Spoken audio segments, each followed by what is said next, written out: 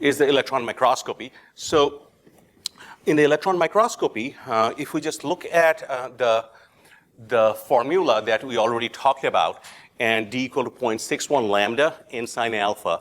So here what happens that instead of your regular light source, you actually do have, instead of that, the beam of electrons. That's your light, basically, for this. That's completely invisible, and the wavelength for that is about 0.005 nanometer. So that's what you are looking at. So if you just actually plug in these numbers right here, which is 0.005 nanometer, you can see right here the n sine alpha, which is the numerical aperture. You can calculate it becomes 0.0305. Now, where this alpha comes from? So the alpha comes from the technology that how they can actually focus the beam. You know that for a regular light microscope, you actually do have the objective lens, and the numerical aperture is the angle, which is about 70 degrees. That's what it is. So this actually is the numerical aperture of the electron beams, the angle they can focus the best or the flattest angle they can do, and that is calculated from there. And if you plug those numbers, you can see that resolution is about 0.1 nanometer. And that's about 2,000 times better than the light microscope. So it is a drastic improvement you can easily see. So here, really, you do not have to go into the detail of that. The reason is that right here, you can actually look at the scale, that how it is. This is not required for your quiz or exams. Just what are the different types of imaging techniques, and you can always Google out and see if you are interested in. So here actually just gives you a comparison, where it's just going to quickly compare the basic thing already you know, that the main thing that you are trying to do, that here in the transmission electron microscope, the main objective of the purpose or main objective of this type of microscope is electron beams. Be very carefully listen to that. Electron beams either pass through or don't pass through. So when they don't pass through, they are deflected back. We are not recording that deflected back electron. So it is just only the ones which is passing through is recorded on a fluorescent phosphor screen, which is at the very bottom right here, is the phosphor screen that you're going to. So the only one which is passing through the specimen will actually be recorded. The ones which you are not passing through will be not recorded. So the areas the electron beams are not passing will appear white, when the electron beams the other way. When the electron beam is not passing, that area will look like black, and the electron beam, when it's hitting the fluorescent screen or the phosphor screen, that will appear as white. So that's the principle. On the other hand, here, the scanning electron microscope works in an entirely different way. You have a scanning coil. By moving that, you can actually, so let's go first. So first, the sample preparation for that, you actually have to coat the sample with a metal, which will actually deflect the electrons. So once you actually do that, then you actually shine the electrons on top of that. And while shining the electron, what you actually do, that this is a scanning coil that will actually move the electron beam back and forth, X and Y axis. And these electrons from all different surfaces will be actually ejected back because they will be deflected by the metal. So when they do this process, it will be actually captured by the detector, and that will give you a three-dimensional image. So you can see that deflected electrons are recorded in the scanning electron microscopy, whereas a transmission electron microscopy, only the one which is transmitted, you can easily remember that, transmitted through the specimen, those are the only one recorded. So that's your very basic difference. So just a couple of different things that here, like if you just want to put in a perspective rather than just like a schematic diagram. So I've said that in your material as well. So right here, you can see that at the bottom of the base, right here at the bottom, you have the phosphor screen. You can actually visualize just with your eye that how the image is forming on the phosphor screen. This is actually completely visible. And you have a camera underneath which will record the sample. And here you can see that this is the detector which will record the deflected beams from the sample as such, and it will project onto a computer screen. You cannot visualize that with your own eye. So That's the basic difference. And I compared the transmission electron microscope is like those old box TVs where the cathode ray produce these the electrons. When they hit the fluorescent screen, it emits the light. It's a similar way. All right, so here, what's the difference here? What you can see that fixation is good. So plastic block. Then this is the only different part that is different from others. You can see that all of these, uranyl acetate, lead acetate, osmium tetroxide, phosphotungstic acid, and many more, these are all heavy metal salts. These are all heavy metal salts and extremely toxic, all of them, because they will readily bind to many of your subcellular structure and extremely toxic. And being a heavy metal salt, these are electron dense materials. So if you have somewhere these stains, the electron will not pass through them. So this is basically an electron dense material. Let's take a look at this picture right here. So here, if you look at a cell, this is actually a black spot, means here the stain has been absorbed by that structure, that particular structure, and it depends upon that material. So this will actually deflect the beam. You are not recording that, but it is just not passing. Very little will pass.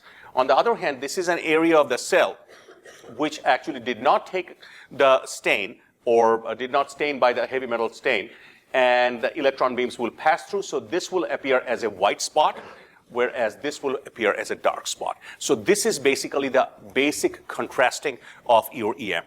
And we have so that's it. So here, I'm like, really do not have to go into the technical detail of that. So just for your information, this copper grid is just like your glass slide. You just pick up with your tweezer and you just cover it with a carbon or a formware film, which can be done in the laboratory or you buy with them. And it is extremely thin, and that former is a form of plastic. So you just basically have the grid and you cover it with a plastic or a carbon film. That also form a uniform layer, just like a plastic, and that is transparent to the electrons. So that's the important part. And the grid actually helps to keep that tiny thin film in place. So as soon as you touch your sample or the section, with the electrostatic of the carbon and the formware, it will stick to it. And then you take that with a forceps and you just actually have a droplet of your uranyl acetate, osmium tetroxide, negative stain. You touch that. That's your staining, just blow dry, that sample is ready.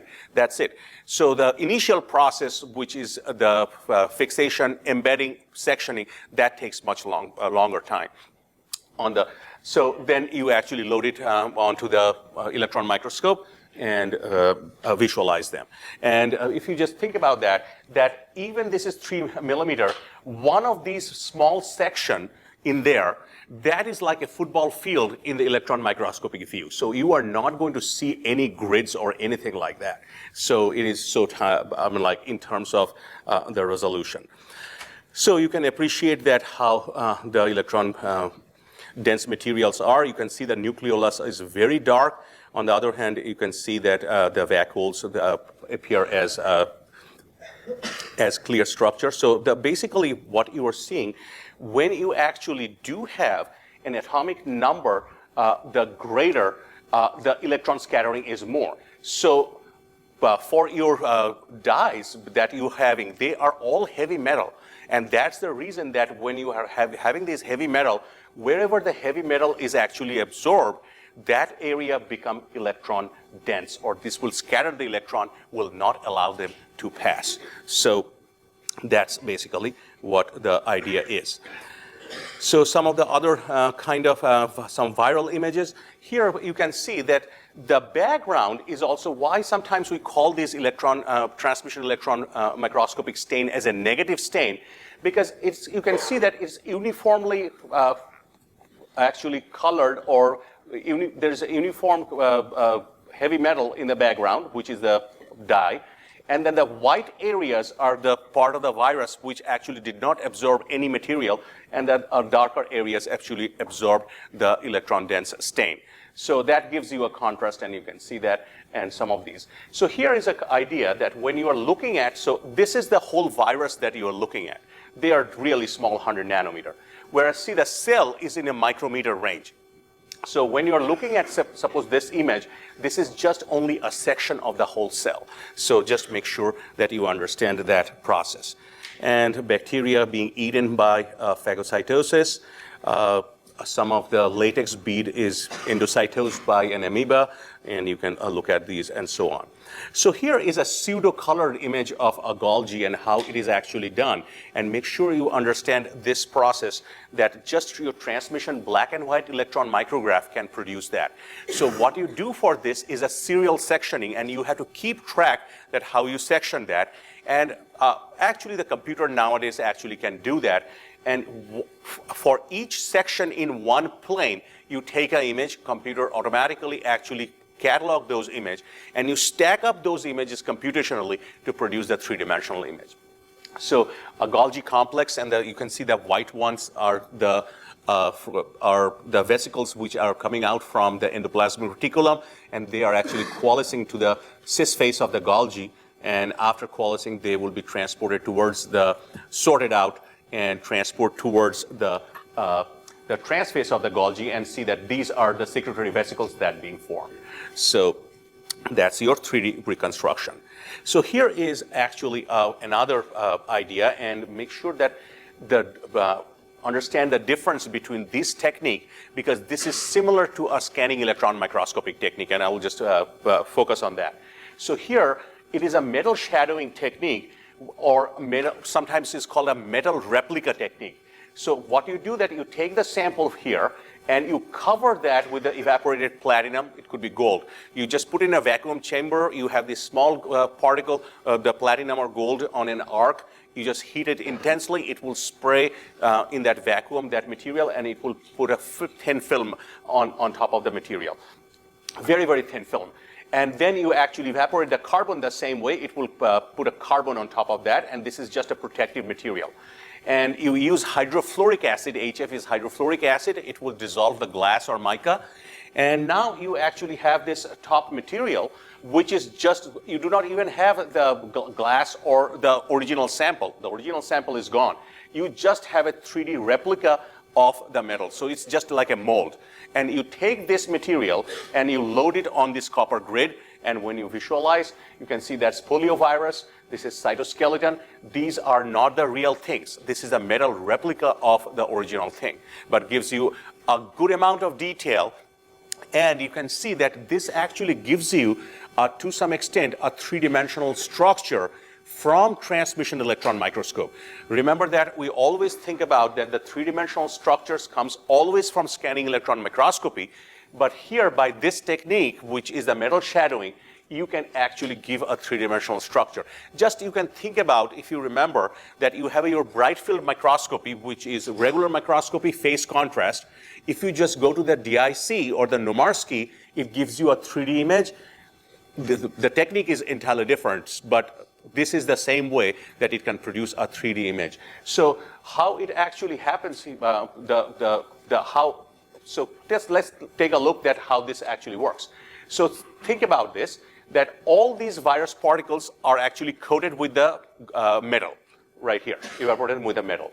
So all these particles will actually scatter or deflect the electrons. So they will not pass and hit the phosphor screen. That's why they are white. Whereas outside, the background material, where there is no virus particle and there is no metal, that's actually going to pass through, and that's the difference in between those. So again, it's the same principle that white areas will not allow the electron to pass, whereas the black areas are where you are seeing that electrons are passing and hitting that. So that's why it is always a negative image of that. So this is actually the immunoelectron microscopy, where you are seeing that you are actually conjugating a gold onto the material, and the gold is an electron-dense material which will scatter the electron, just like your heavy negative stains, like uranyl acetate, osmium tetroxide, all the stains we're talking about, gold will just do that. So how we actually do this, you can see that you have an antibody, and you can actually conjugate a gold, and you can use this one as a secondary antibody, just exactly like your typical technique where you permeabilize a cell, you use your primary antibody. This is the secondary antibody to the primary. You conjugate it to a gold, and it will give you a dark spot. this is another very easy way to do is this gold particle attached with this protein A, which is from Staphylococcus aureus, is actually available commercially, which is much easier to use. So all you need is a primary antibody.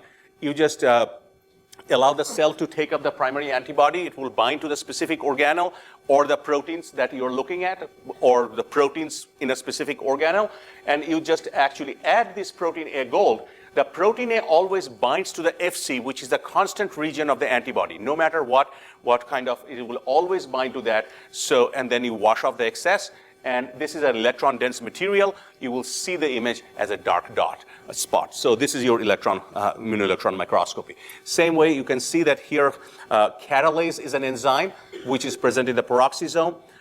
This is a single antibody labeling. This is a great labeling. This is actually a budding HIV. And if you carefully look at that, this is a double antibody labeling. You have so right here, this is actually the nucleocapsid, where you have the nucleic acid and around the capsid around that. And you raise an antibody against the capsid protein, and you have another antibody against the envelope, which is actually the plasma membrane, part of the plasma membrane. But the technique is that you did it by steps. First, you actually use that anti-capsid antibody, and then you attach a 5 nanometer gold to that. And then you inactivate the protein A, whatever is bound, no other free protein A. Then you add the second antibody and add and conjugated 10 nanometer gold. So both are protein A conjugated gold, but the size varies. And if you carefully look at that, the size outside right here is bigger than which are inside. So just the size difference can distinguish where is the envelope, where is the capsid. The capsid is inside, which is tiny dots. The envelope is outside, bigger dots. So these are some of the ways that you can actually do a double labeling as well. So this is the cryo-electron microscopy, and probably this is actually the most expensive state-of-art equipment that is being used. I'm not talking about the synchrotron radiation sources, but that you can have. I mean, like, at the bottom, it's $5 million. It goes to $15 to $20 million. We really, the closest that we have is probably Duke Medical Center. We don't have anyone in South Carolina. So I mean, like, I think that University of Dallas, Texas Southwest Medical Center just installed a couple of years back. I had an opportunity to look at that. It was in 2016. It was a $17 million machine. So extremely advanced technique. And what you do in this process, you do not have to do any kind of staining, fixation, nothing. You take your sample in water and you freeze it instantly in liquid nitrogen.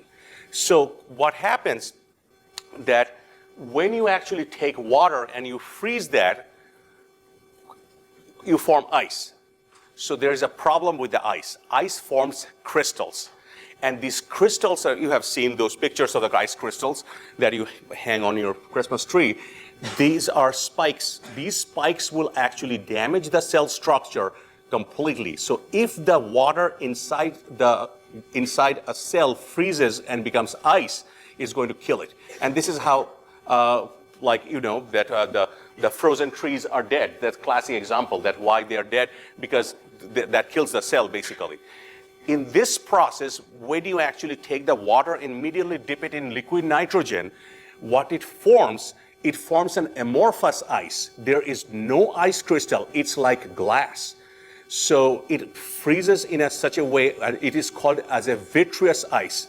Vitreous ice is amorphous.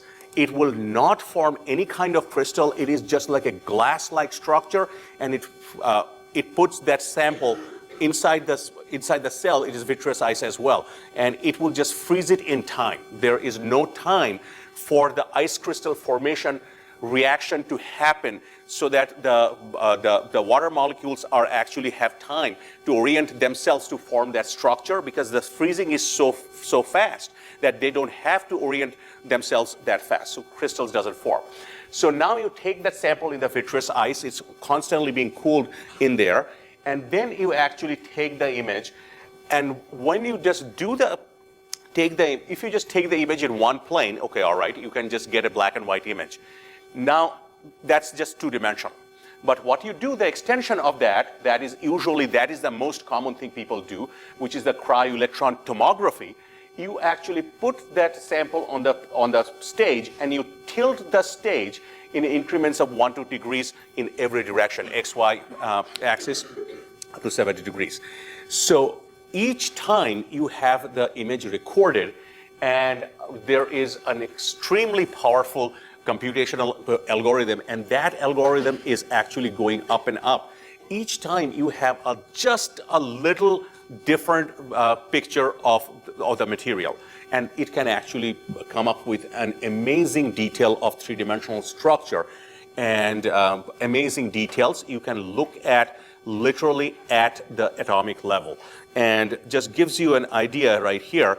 What you are seeing, that just a different view, a little bit of different magnifications, but these the arrows, that really doesn't mean anything. The arrows actually does mean that there are ribosomes being attached onto the membrane, but really from this picture you cannot tell anything. I mean, like, it's like, really? I mean, like, compared to this electron microscopy image, this is nothing.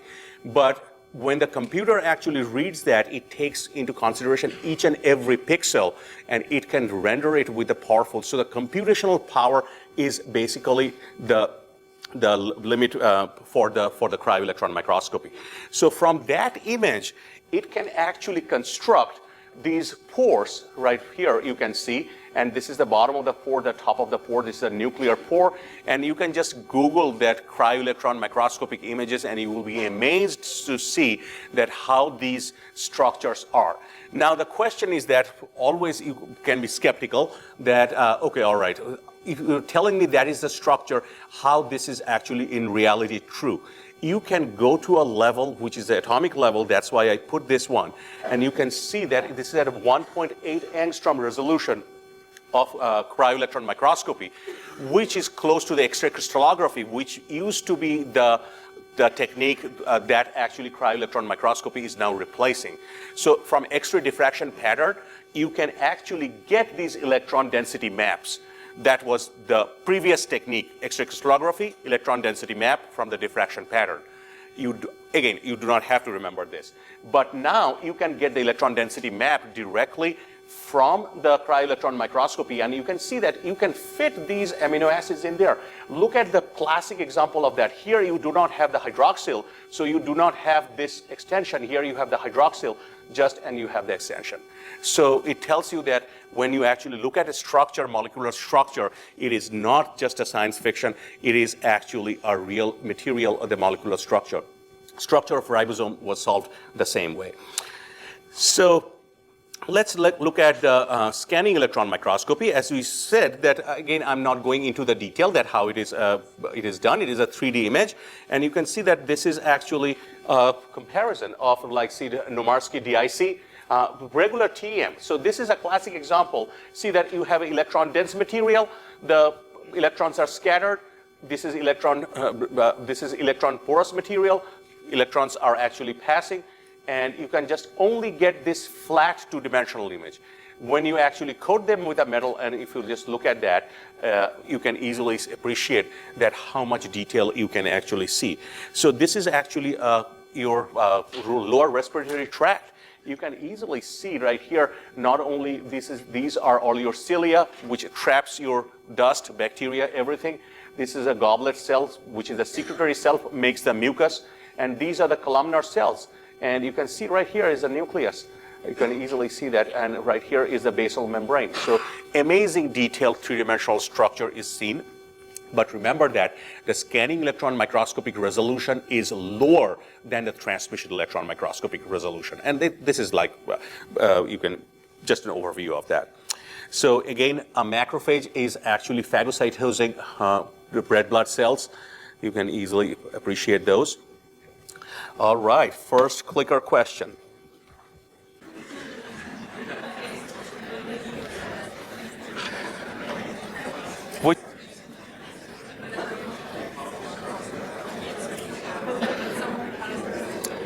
Good, everyone? So I'm stopping it now.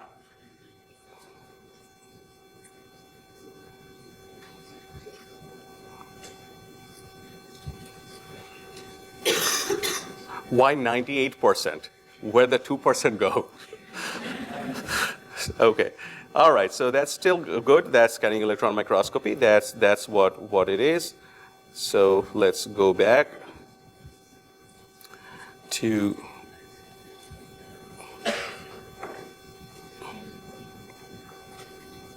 that's correct. Next question starts now.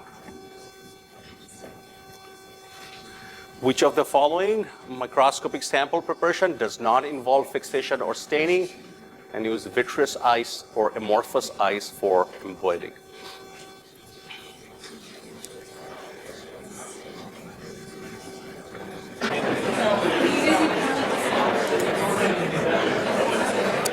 It's cryo-electron microscopy. A couple of you got immunoelectron microscopy. No, vitreous ice, no staining. For your immunoelectron microscopy, some of you who answered that, for your immunoelectron microscopy, you actually do have to fix your cell. You have to permeabilize them. You have to put the antibody in exactly like what you did in fluorescence microscopy, the same way. You have to do it all. Here, you don't have to do anything. So that's your correct answer.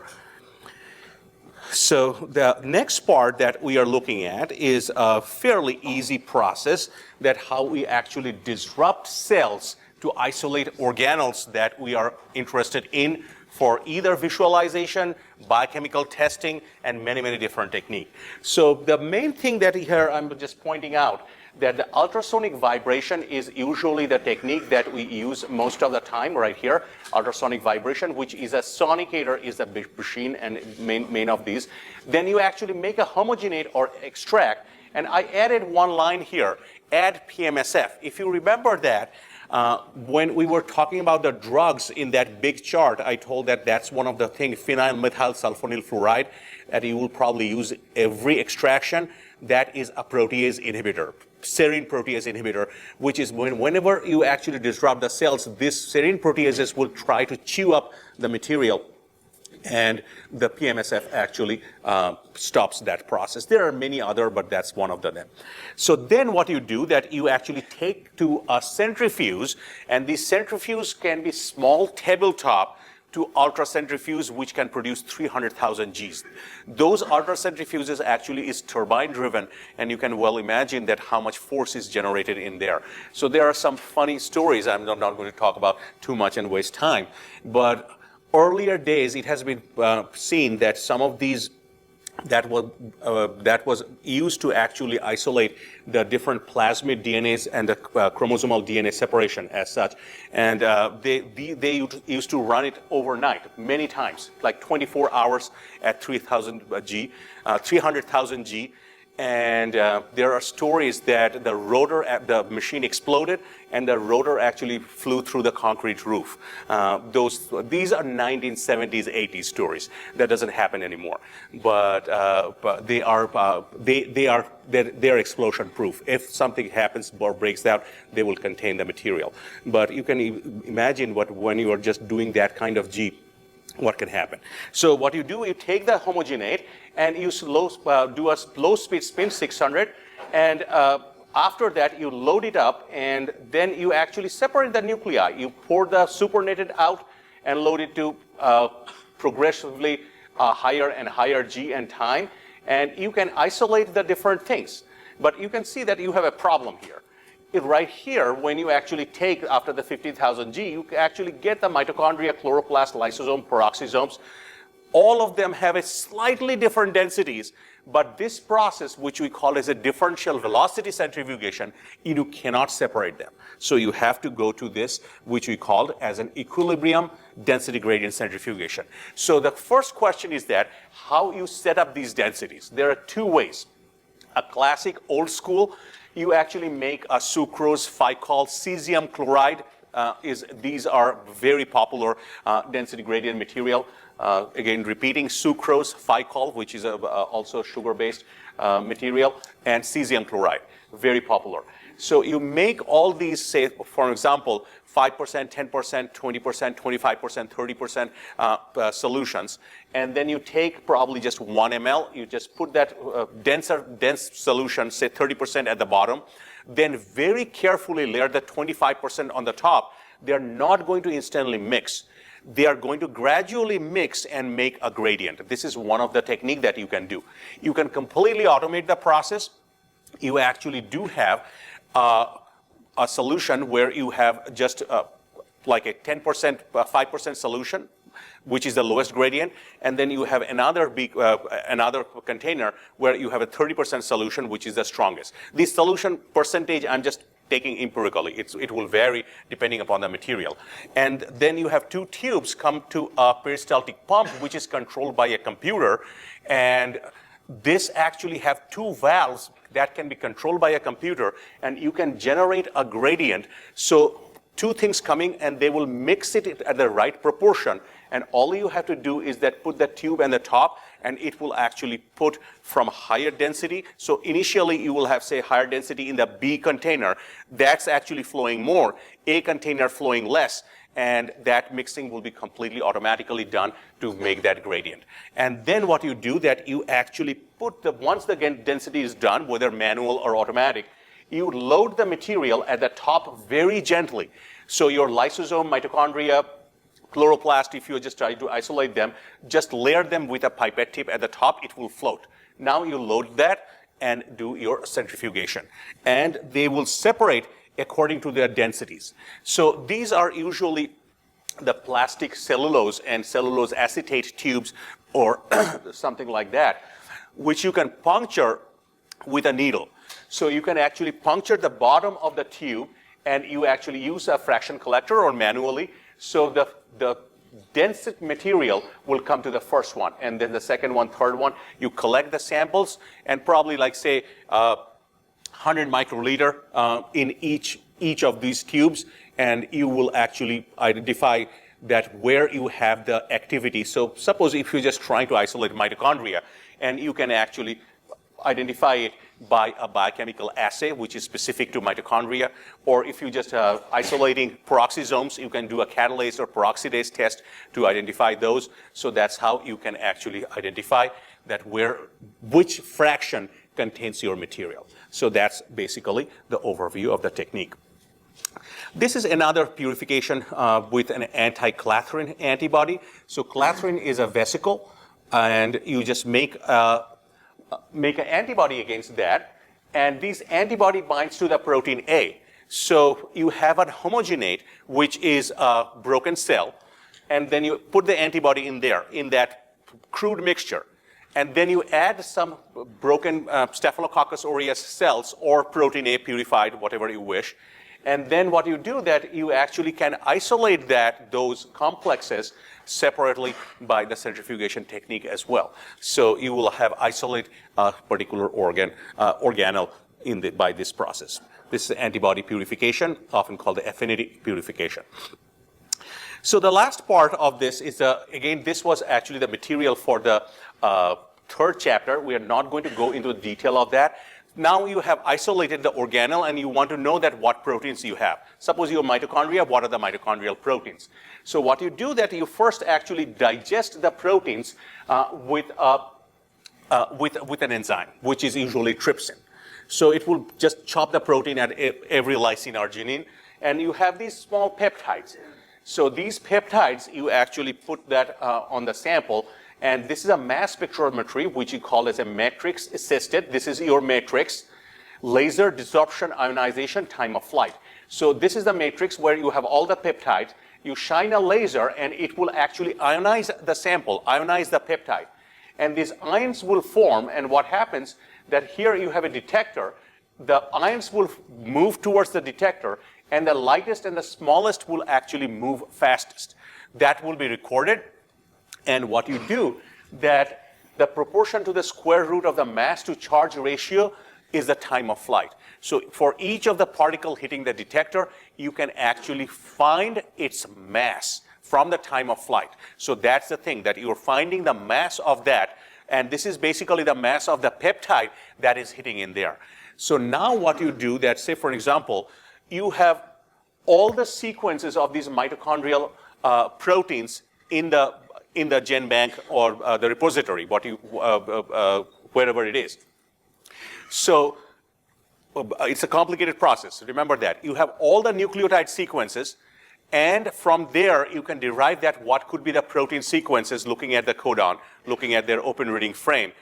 And looking at the peptide, from the peptide, it tries to achieve whatever are the codon combinations possible for that piece of peptide.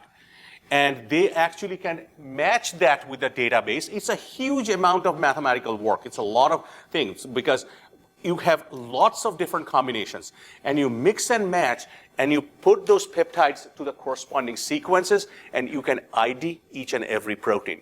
So this is an amazing technique that you can actually identify just from a crude sample. You can identify what are the proteins available in there.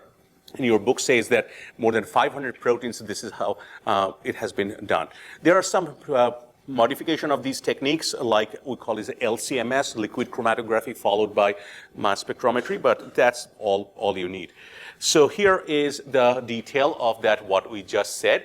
I'm not going to repeat that, but that's how you compare with the database. Just have an overview of the material.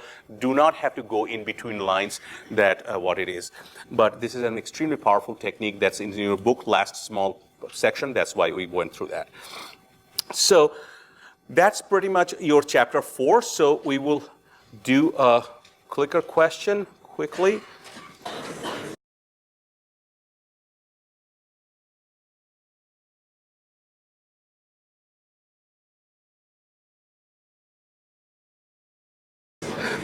All right, stop polling because this is already a known question and it was already wrong. I messed it up.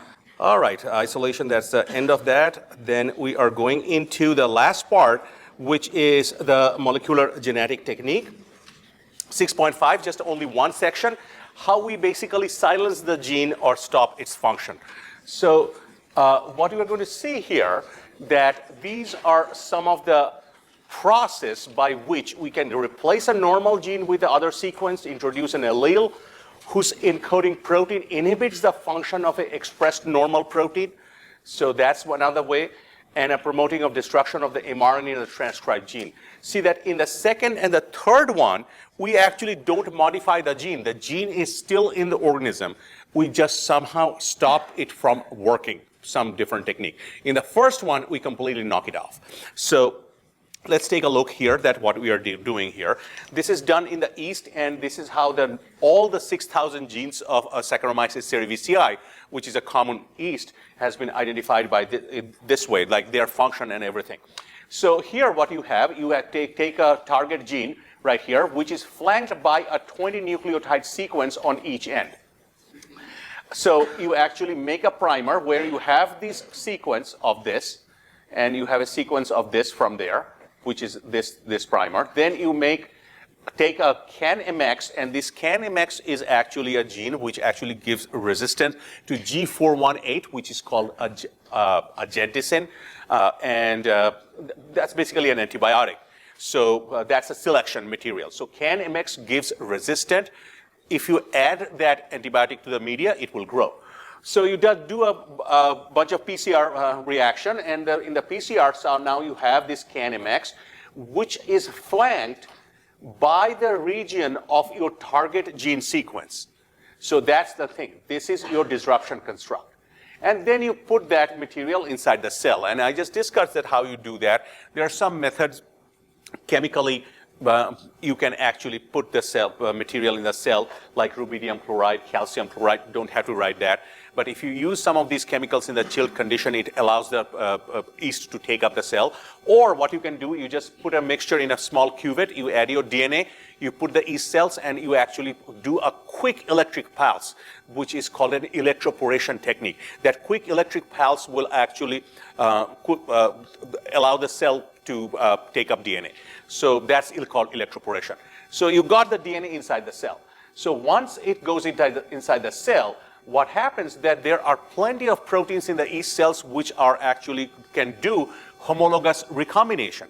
So the sequences flanked by the gene, at least you expect somewhere this homologous recombination can actually happen, and it will actually replace that gene in at least one of the allele.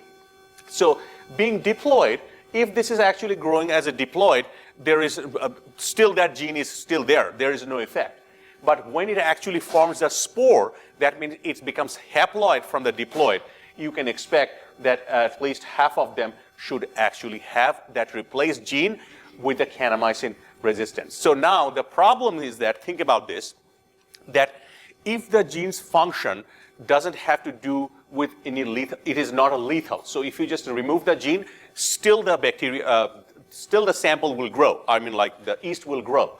So in that condition, if you use this the G418, which the Canamex actually offers resistance to that, these cells will grow in presence of G418, the genticin.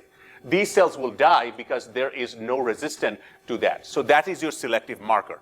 But the problem of this technique is that if that gene is lethal, it is required for the yeast cells to grow, nothing will grow. So that's really don't serve your purpose. It does serve in a purpose that if it is not lethal only. So how we actually modify this technique? Here, there is a little detail of this material, and this is just, I mean, like, I don't think that I will go into too much of the detail, but this is the last paragraph of your book, and there was not enough information from that. But it is there in your book. So what happens that here you have a sequence, and here you have a promoter called GAL1. And this GAL1 promoter is attached to this was not there in your book. This is a GAL4P activator, which is bound constantly to the GAL-ATP repressor right here. So GAL-ATP repressor actually stops this GAL4P, so there is no transcription of this gene.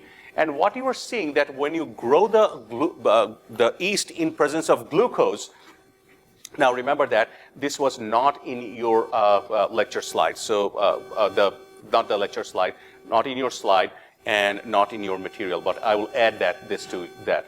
So here what happens in the presence of glucose, it recruits this MIG-1 protein.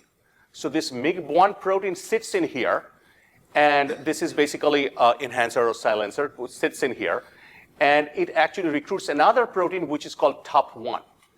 So when you have this TOP1, this is actually a repression complex.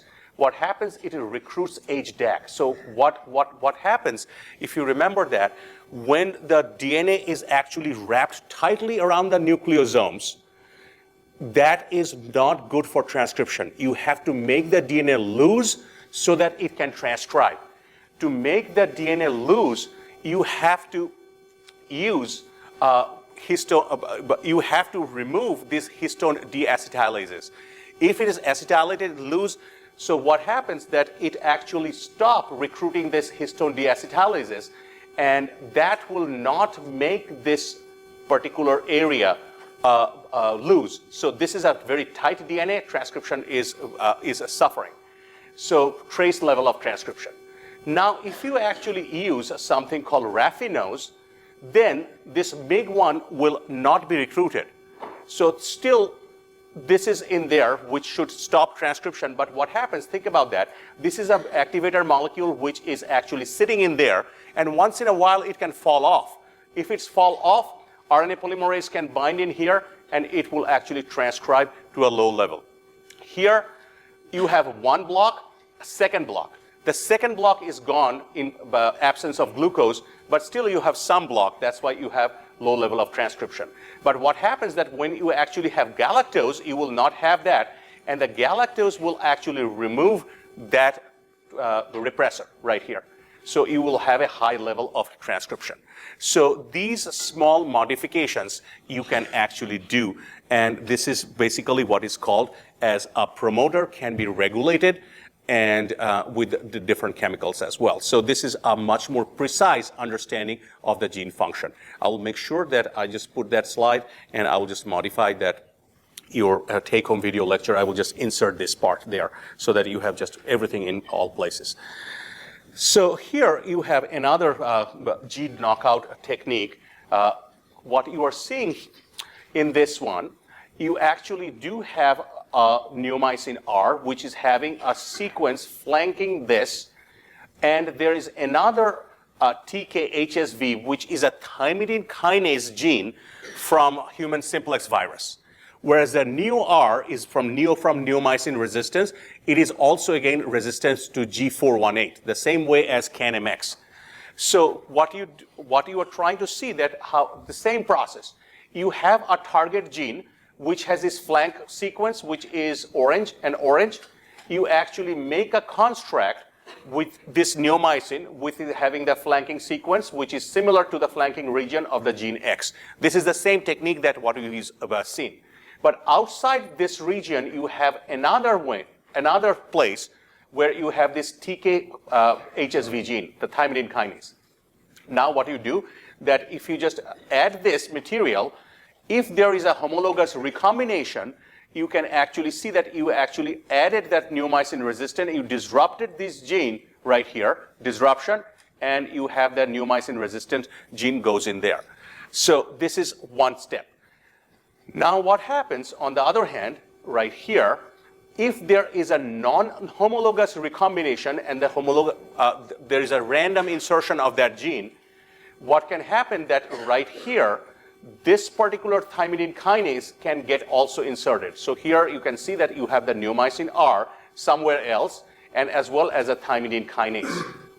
So now what you do, you grow these cells, suppose the yeast cells, where you actually have in this media, you have G418, and you actually have another compound which is a drug called ganciclovir. So how this actually works. If you have the neomycin resistant gene in here, which you want right here, it will grow in presence of neomycin. That's great. But what happens that, listen to this and understand very carefully, thymidine kinase, if it is actually detrimental for the cell. Because what happens that if you just have the thymidine kinase, and if you add this ganciclovir, it will kill the cell because it will be cytotoxic. If you do not have this thymidine kinase gene, then it will be allowed to grow in presence of ganciclovir. So what we are we can get from this technique, if we do this, we can have 3 different populations. There are some cells where there is nothing. Like you do not have any presence of neomycin, you do not have presence of thymidine kinase, these cells in the selection media will immediately die. So you only select something, if you are using the G418, you will select where you have the thymidine kinase and neomycin R. But if you supplement that with your ganciclovir, then all the ones which actually have non-homologous recombination, it is inserted somewhere else, which is having the thymidine kinase, those cells will be killed, and only the ones with the neomycin R resistant gene will be selected. So this is a selection, this is a positive selector, this is a negative selector. So this is a very good technique to isolate a homologous recombination gene in this process. This actually just illustrates that, is the exact same thing, and shows you the technique that how you actually take these embryonic stem cells and you can put that in the mouse as such. So you are doing this selection with the embryonic stem cells. Think about that. So in a petri dish, now you can actually put that embryonic stem cells that you actually made the difference, you can put that one inside the blastocele. This is the inner cell mass, and you take that blastula and you actually put that artificially, surgically, put that into a surrogate mother, and if it will produce the specific trait that you are looking for. And this is at the germline, and this is how you actually make the transgenics. So on the other hand, the second technique is a random technique. Success for this is very, very low, but still people actually do that. So you actually take a fertilized mouse egg prior to the fusion of the male and the female nuclei. You have that individual nuclei and you inject the foreign DNA that you actually want, a specific gene, suppose, in there. And then this will actually fuse, and probably that DNA will be integrated into the chromosome. And you take that and you just put that embryo, the fertilized egg, transplant that to a surrogate mother, and chances are that it will actually get the transgenic. The chances by doing this, although very low, but this is also another way to introduce gene in the germ cell line. And many times what happens that this process, these two processes, when you actually mutate the germ cell line, this could be really detrimental. And the classic example was this. And we will talk about that, why this was the problem, and this is a better idea. Here, what you do, that you actually don't introduce a change or mutation or disrupt the gene in the germline. But instead, what you do, that you actually change it in a specific tissue.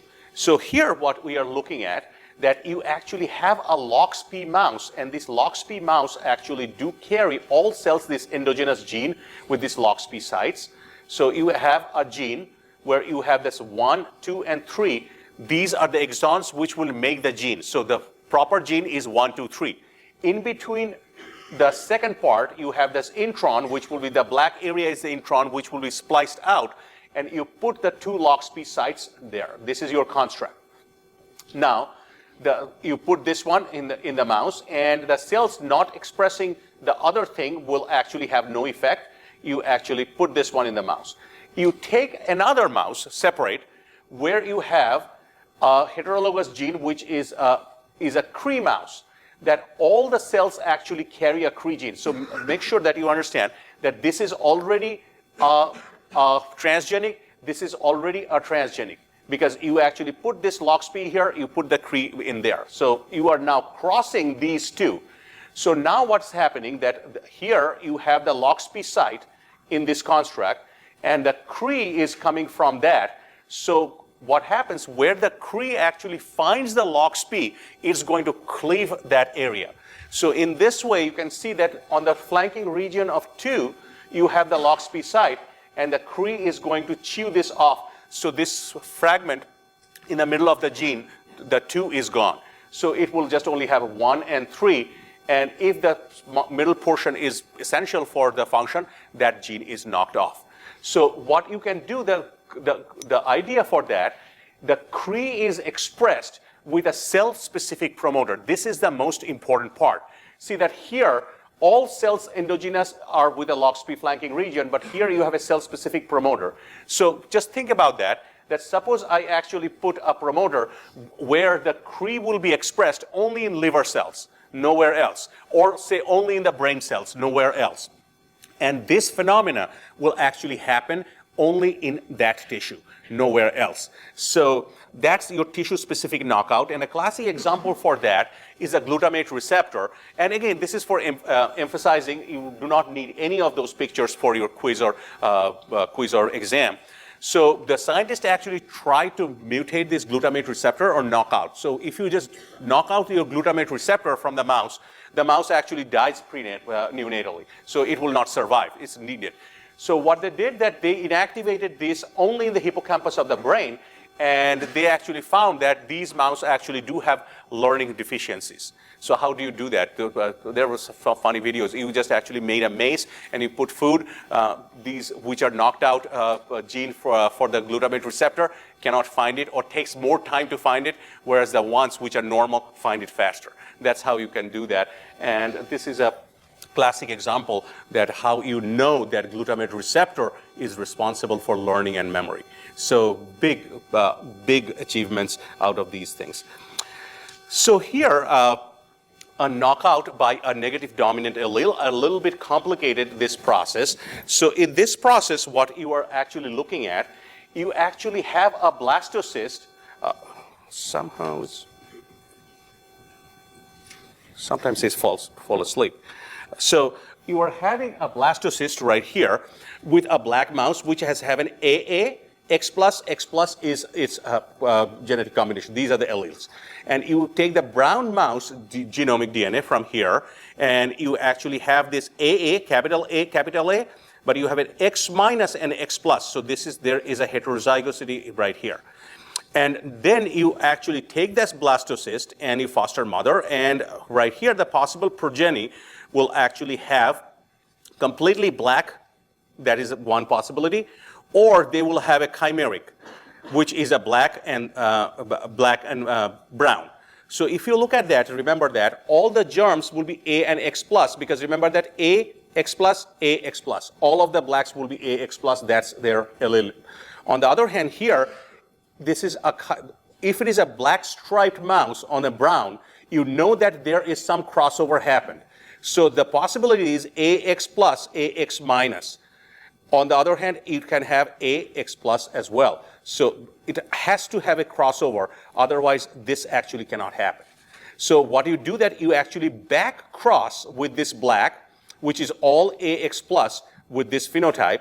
Now if you actually get back the browns from that crossover, you actually know that you have an either a small AX plus and X plus, which will not be expressed, but you will also have a minus with this X minus X plus. Both of them phenotypically same. The only difference is that here you have an X plus, here you have an X minus. So both of these are heterozygous for X and X minus. And this is the dominant negative allele that we were talking about. So what it actually does, you can take the progeny DNA to identify the X minus and X minus homozygous. That means that in this progeny, you should have someone with the double negative. So if you have this, if you do this experiment, dominant negative allele, where there are two different things, and let's see that how this actually works. So here, what happens, that think about this, that you actually do have GTPase, which actually exchange the GDP to GTP, and it becomes active. And this is the exchange factor for the GTP, so GDP exchange factor, and this has to go through this to get activated. So what you do, that this is the dominant negative mutant, where you have that X minus that you actually got from that mouse. You actually need that, to produce this, you need that X minus. So that's the dominant negative allele. The cell will actually produce the active GTPase, which is produce the active GTPase. So there is no problem with the function of GTPase. Your A's are perfect. There is no problem. But the X is actually making a problem for the A to actually function. So this dominant negative allele actually sits right here on the GTP exchange factor, and it will not allow the GDP to exchange it with the GTP, and it's non-functional. So this is your X actually interfering with the A. So that's the idea, that one negative dominant allele is suppressing the other. So that's the overview of the technique.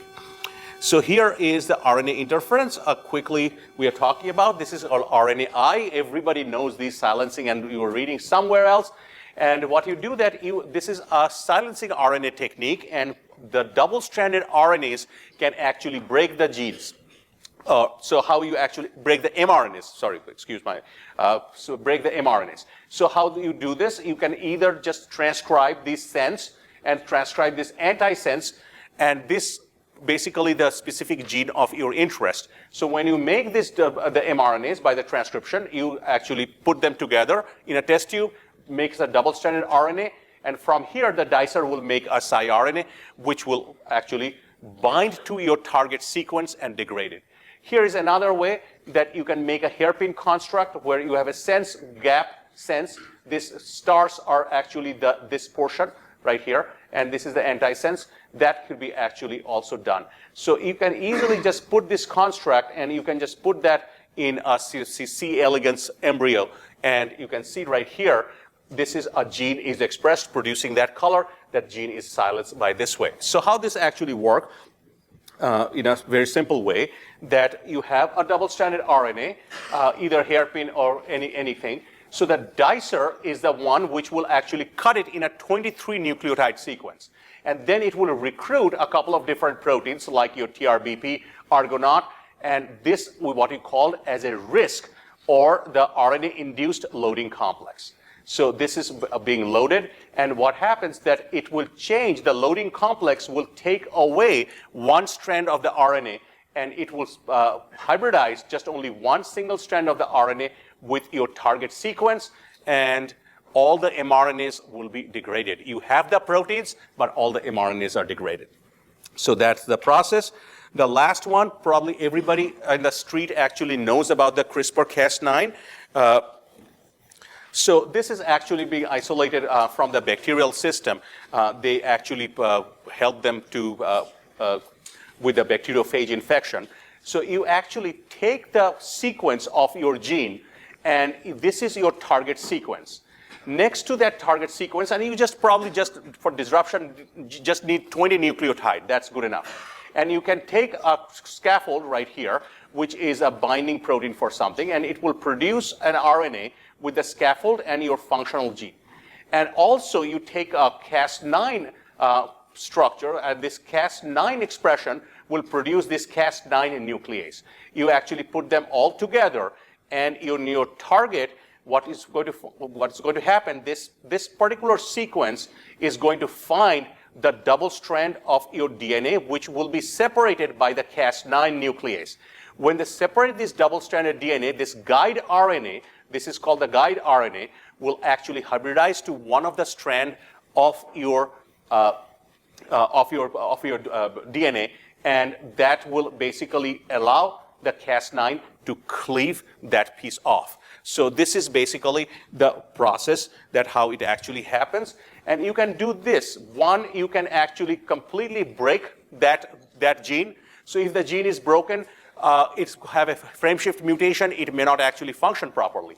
On the other hand, if you can see that you can actually put a sequence up to 100 nucleotides, and you can put a homologous sequence on each side of it, and by the homologous recombination, you can edit the gene or modify the gene sequence as you wish. So these are some of the advantages that you actually have. Classic example for that is a Cas9 mediated, where the crystalline gene, gamma crystalline gene right here, this mouse has a cataract. This mouse genetically is also disposed to cataract, but that has been cured. Which of the following will you need to succeed? A disruption construct with a selection gene. B, a LOXP gene inserted within the intron of insulin. A transgenic mouse expressing CRE in liver cells. D, B, and C. E, you can succeed with the provided material. So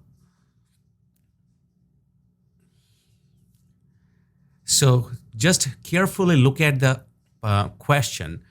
The question, most of the people were choosing B and C, LOXP and CRE, but make sure that you are actually understanding the question. This question is a trick question. So here, the answer, you can succeed with the provided material because the insulin receptor and insulin are two entirely different protein. Remember that the question asked here is the insulin receptor from the liver tissue. Here it is telling gene inserted into the intron of insulin, not insulin receptor. So this is a very basic conceptual question that these are two things, and this can actually trick you. So just make sure that you understand from your prereq material that you should be able to understand that insulin binds to the insulin receptor. These are two entirely different things. So these kind of question you can actually expect. So the next clicker question: during a lab visit, a researcher told you that the lab is involved in understanding gene regulation, which involved double-stranded RNA and RISC. What technique he was talking about? And for this one, the correct answer will be the siRNA, silencing RNA. RISC is the RNA-induced silencing complex, which is used in the siRNA. So that's pretty much all about it.